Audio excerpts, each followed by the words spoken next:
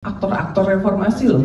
Ada Fahri Hamzah, Budiman Sujatmiko, apa semuanya itu yang sekarang menjadi antek-antek daripada oligarki ya.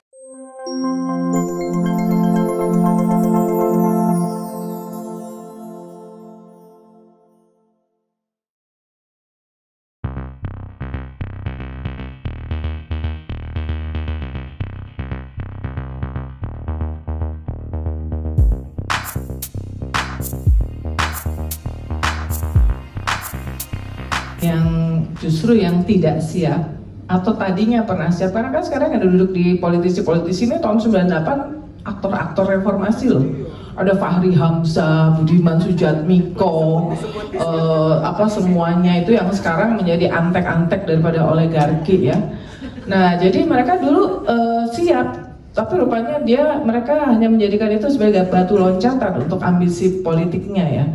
Dan tanpa menyebut nama, sebetulnya yang memimpin, tokoh utama yang memimpin Singhatap MPR Soeharto enggak, terus kemudian Munaslup Kadin, Munaslup Golkar tuh orang yang sama loh, ya orang yang sama ya. Gue nggak perlu sebut namanya ya. Nah ini buat supaya kalian jadi Google. Nah, voter turnout Indonesia pemilu itu selalu tinggi.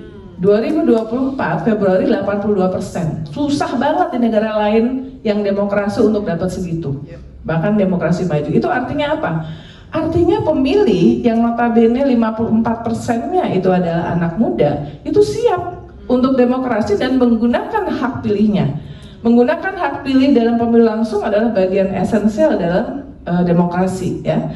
Mereka mau. Yang kedua, ini data juga, sejak 2019 IDN Times punya platform namanya waktu 2019 Gen Z, millennials memilih.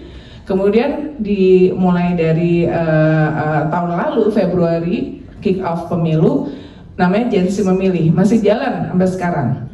Itu adalah platform yang menjembatani keingintahuan dari audiens IDN Times mulai dari Gen Z terhadap agenda, visi misi apapun yang berkaitan dengan partai politik dan pemilu.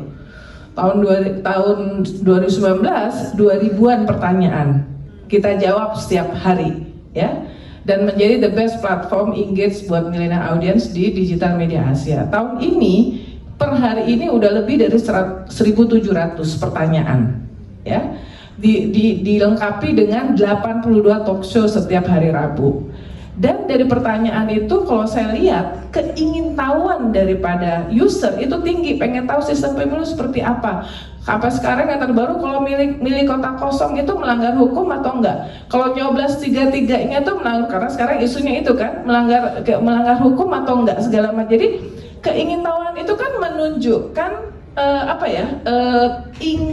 minat besar untuk berpartisipasi dalam demokrasi.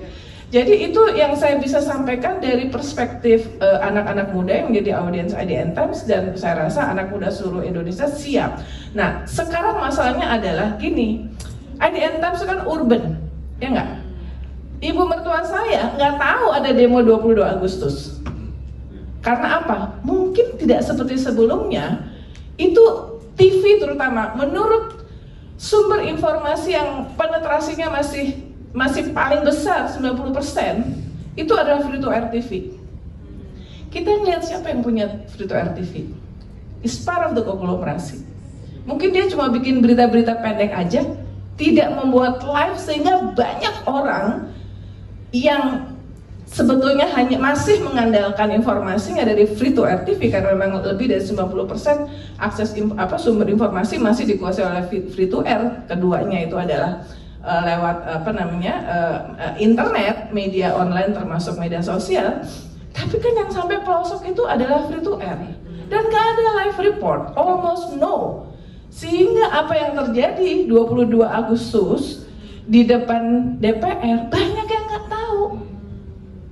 Ya, jadi kalau yang pegang, yang biasa mengakses internet, media online tahu bahwa ada gerakan peringatan darurat. Tapi most of the people nggak tahu. Ya, nah yang ini yang mudah dimanipulasi oleh bansos. Ya, jadi itu menjelaskan kenapa kok bisa termasuk yang Yang tadi dibilang sama Bibip itu bocil-bocil ya. Makanya Bibip tuh belakangan rajin di TikTok. Saya juga belakangan rajin di TikTok. Meskipun berat malah, tapi at least itu part of the literacy. Karena apa? Ya anak muda di TikTok, ya kan? Itu risetnya seperti itu. Bahkan Pew Research Amerika baru aja ngeluarin riset bahwa yang udah nggak ada lagi tuh Google Search atau Googling, adanya TikTok Search.